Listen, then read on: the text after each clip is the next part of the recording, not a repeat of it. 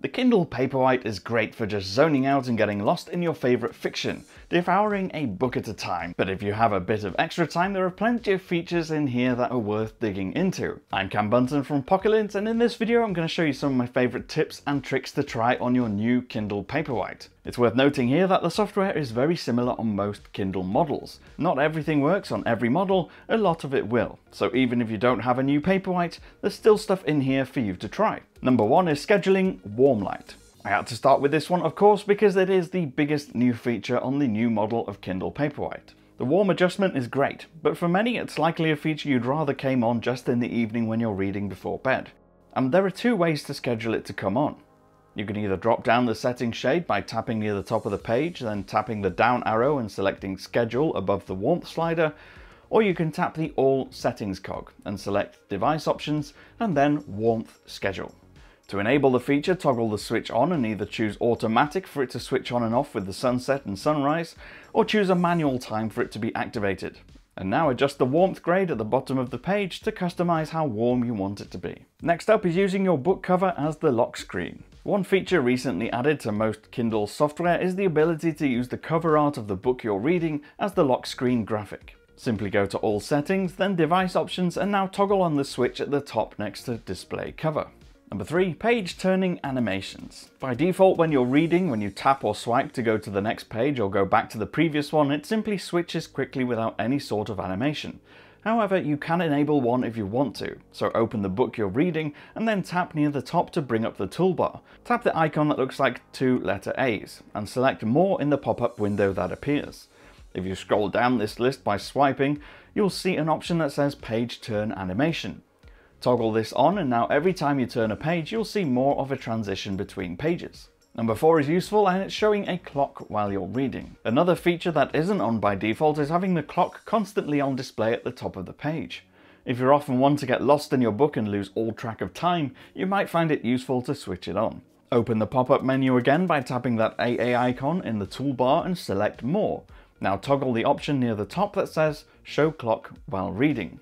Number 5 is customizing your font style and spacing. Arguably one of the most important things to get to grips with on the Kindle is adjusting the font style, size and layout to make it as easy as possible for you to read. Open up that same toolbar as the previous two tips and tap Font. The font family option at the top lets you choose the font style with 9 to choose from, including popular fonts like Helvetica, Futura and Bookerly.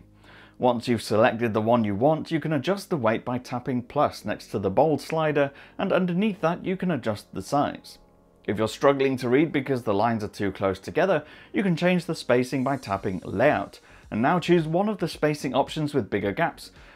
You can change the size of the margins too if you don't want text spreading widely across the page. Number 6 is reading in landscape. One interesting mode you might find useful is reading in landscape mode. In the same layout menu as the previous tip, tap the wider option under orientation, and now the text will rotate 90 degrees and you'll be able to read in landscape mode. Number 7 is showing word meanings above long words. Kindle has a feature called Wordwise, which automatically shows meanings of words above any that may be difficult or long. To enable it, bring up the familiar toolbar at the top, tap that AA icon again, and then More in the pop-up window. Scroll until you see Wordwise and select it. Toggle it on and wait for the data to download, and you'll now see descriptions appear above long words. You'll now also see Wordwise in the bottom corner, and you can tap it to see a slider that lets you adjust the number of descriptions you see, and there's also an option that lets you hide them all whenever you like. Number 8 is building your vocabulary. When you're reading any book, you can long press on a word that you don't know and a dictionary definition appears in a window above it. Now whenever you do this, it adds this word to something Kindle calls a vocabulary builder.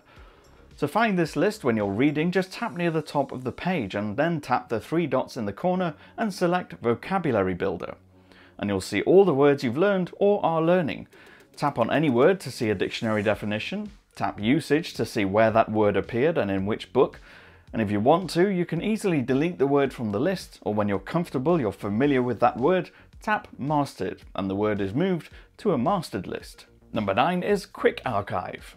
If you're finding that your Kindle storage is getting close to full, there's a Quick Archive feature that lets you swiftly remove any books or content you've not read recently. Go to All Settings and then Device Options and Advanced Options. Now choose Storage Management and select Quick Archive. Here you'll find 4 options, with the ability to remove anything you haven't opened in 1, 3 or 6 months, as well as anything that's been unread for more than a year. 10 and lastly is a bit of a quirk, and it's browsing the web. Funnily enough, there's an experimental web browser built into the Kindle software. In your home screen, tap the 3 dots in the corner and now select Web Browser. It'll load, unsurprisingly, a browser, and you can browse your favourite sites. Understandably, images are a bit rough, but for text-heavy pages, it's fine. So there you go, 10 handy little tips and tricks and features for you to try on your new Kindle Paperwhite or any other Kindle. I've been Cam, I'm at Cam Bunton on Twitter. You can reach out to me there or follow me if you want to. If you did like this video, please do leave a thumbs up, it helps us a lot. Tap subscribe and the notification bell, and then you don't miss any more of our videos. I'll see you again in the next one. Bye for now.